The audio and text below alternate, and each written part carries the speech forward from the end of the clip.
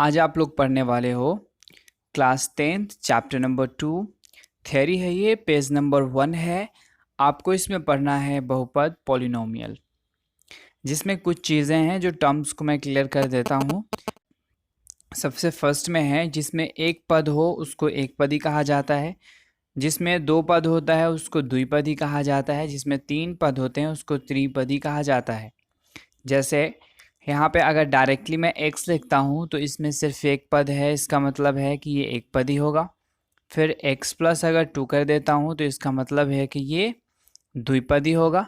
फिर यहाँ पे मैंने x प्लस 2 और प्लस y कर दिया तो इसका मतलब 1, 2 और 3 त्रिपदी होंगे ये। अब देखें यहाँ चर x में एक ऐसा फलन होगा जो कि p ऑफ x डायरेक्ट मैंने लिखा। यहाँ पे p of x equal to a0 a1 x a2 x square plus dot dot और an और यहाँ पे x to the power n लिखा हुआ है। क्या मतलब होता है इसका, समझते हैं। यहाँ पे जहाँ लिखा हुआ है जहाँ a to an not equal to 0, मतलब कि an का जो वैल्यू होगा वो कभी भी 0 नहीं होगा, तथा x का घात और ऋणात्मक पूर्णांक होगा, बहुपद कहलाएगा। मतलब यह हुआ। और ऋणात्मक का मतलब होता है धनात्मक, और ऋणात्मक मतलब धनात्मक। यहाँ पे धनात्मक का मतलब है कि प्लस में होना चाहिए, जैसे कि x टू द पावर 2 होना चाहिए, न कि x टू द पावर -2। ये धनात्मक होना चाहिए, ऋणात्मक नहीं होना चाहिए, तभी वो बहुपद कहलाएगा। अगर धनात्मक होगा तो ही कहलाएगा, अगर अऋणात्मक होगा मतलब अगर ऋणात्मक होगा तो वो बहुपद नहीं होगा। जहाँ पर a और a1 a2 और an क्या है, यहाँ पे वास्तविक संख्या है जिन्हें बहुपद का गुणनांक कहते हैं। अब मैंने अगर बहुपद अगर मैं लिखूं तो किस तरीके से लिखूंगा, 1 फिर 2x फिर उसके बाद 4x स्क्वायर, इस टाइप से मैं लिखते चला जाऊंगा तो इस वाले फॉर्मूले पे बैठता चला जाएगा। ऐसे ही कोई भी बहुपद लिखा जाता है। तो यहाँ जो आप दिख रहा है आपको x के साथ जो है 2, तो ये इसका गुणनांक है। फिर ये एक्स स्क्वायर के साथ 4 जो दिख रहा है ये इसका गुणनांक है। वही चीज़ यहाँ पे दिखाया गया है, क्लियर किया गया हुआ है। ये इसमें थ्योरी टाइप का लिखा हुआ है, बट ये मैं आपको समझा रहा हूँ। आपको नीचे जो पॉइंट दिख रहा है इस पॉइंट में है 4x प्लस 3, x में एक घात का बहुपद है, मतलब कि x जो है यहाँ पे सिर्फ एक घात है, दो घात नहीं है। फिर यहाँ पे y जो दिख रहा है इस y पे दो घात है, तो यहाँ पे y में दो घात लिखा गया है। अब कुछ चीज़ें जो टर्म्स है वो पढ़ देता हूँ मैं आपको। इससे पहले मैंने बताया गुणनांक के बारे में, बहुपद का गुणनांक जो कि a था। फिर कोएफिशिएंट ऑफ पॉलिनोमियल, इसके बारे में हम लोग पढ़ते हैं, तो क्या हुआ है तो एक्स क्यू के साथ क्या है 5, तो ये इसका कोएफिशिएंट होगा। जैसे अब आगे देखें कि यहाँ पे 3x स्क्वायर है, तो 3x स्क्वायर, यहाँ एक्स स्क्वायर का कोएफिशिएंट मतलब के गुणनांक होगा 3। फिर यहाँ पे 7x है, -7x है, राइट ना, तो यहाँ पे -7 इसका गुणनांक होगा। वही चीज़ यहाँ पे क्लियर किया गया हुआ है जैसा कि आपको दिख रहा है। अब देखिए मैं आपको और चीज़ें क्लियर कर देता हूँ। ये कोएफिशिएंट क्लियर हो चुका है, बहुपद का घात क्या होता है घात को भी क्लियर कर देता हूँ। ये चीज़ें ऑब्जेक्टिव में पूछे जाते हैं इसलिए मैं इसको क्लियर कर रहा हूँ। Degree of a polynomial, degree किस तरह, power index degree, degree of a polynomial इसी को कहा जाता है। पावर लिखते हैं, इंडेक्स लिखते हैं और डिग्री लिखते हैं। हिंदी में इसको घात कहते हैं। तो किसी भी बहुपद का घात लिखना हो तो कैसे लिखेंगे इसको देखते हैं। यदि कोई बहुपद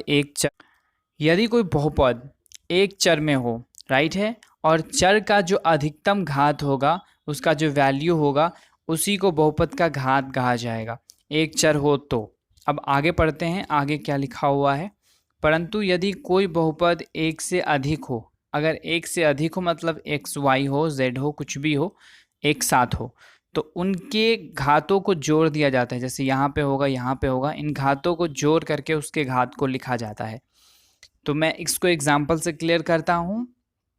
यहाँ पे आपके पास आपको घात लिखना है, तो 5x स्क्वायर है, -7x है, +3 आपको दिख रहा है और +7 x टू द पावर 6 है। तो यहाँ पे एक चर है, सिर्फ x है, तो इसका घात अगर मैं चेक करता हूँ, यहाँ 2 है, यहाँ 1 है, छुपा होता है, यहाँ पे 6 है।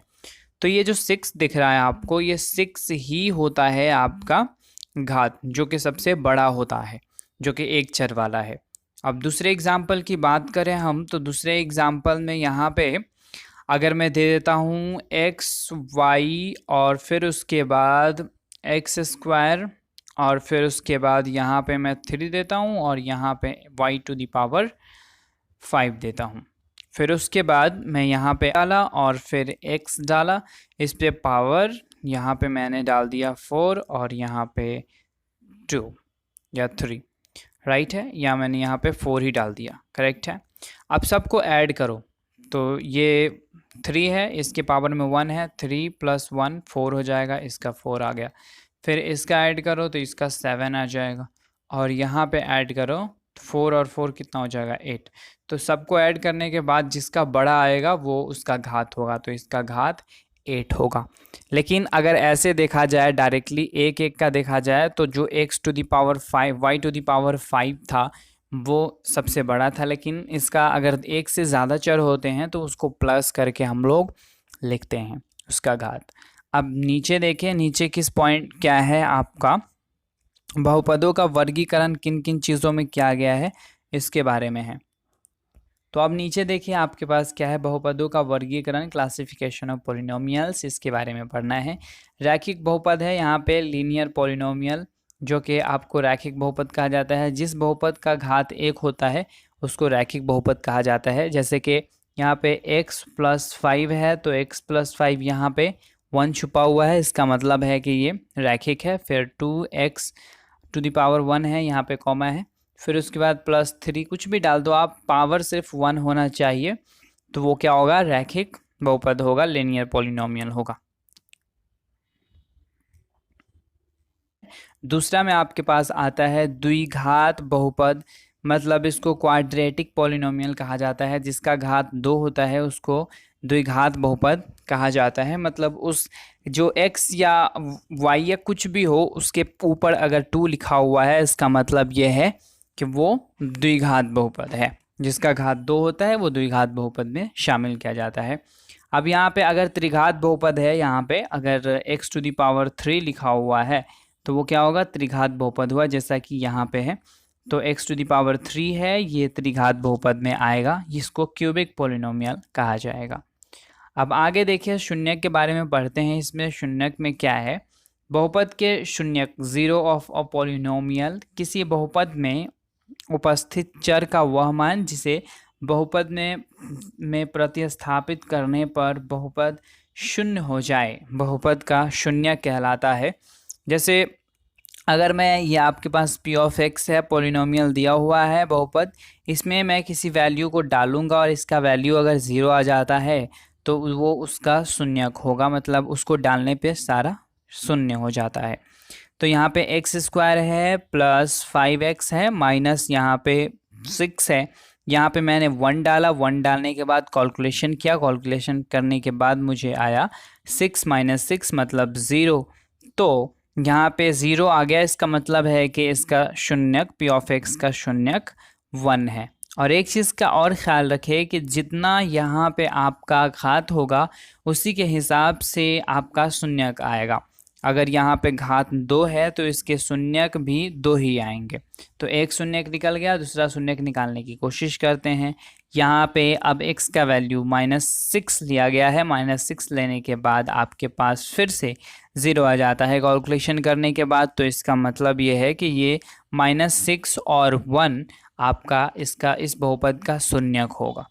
यहाँ पे नीचे लिखा भी हुआ है 1 और -6 दी गई बहुपद का शून्यक है।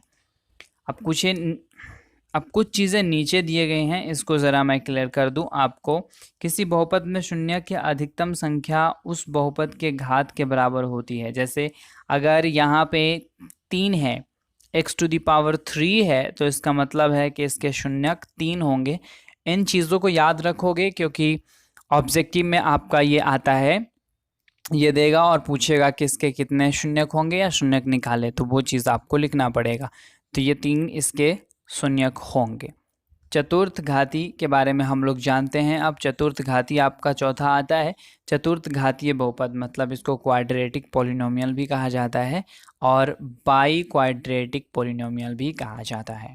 यहाँ पे जिसका घात 4 होता है उसको चतुर्थ घातीय बहुपद कहा जाता है, जैसा कि आपको यहाँ पे दिख रहा है।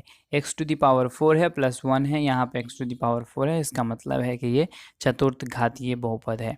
अगर इसके शून्य की बात करें तो जिसका शून्यक 4 होगा, इसका मतलब ये हुआ कि इसके शून्यक भी 4 ही होंगे।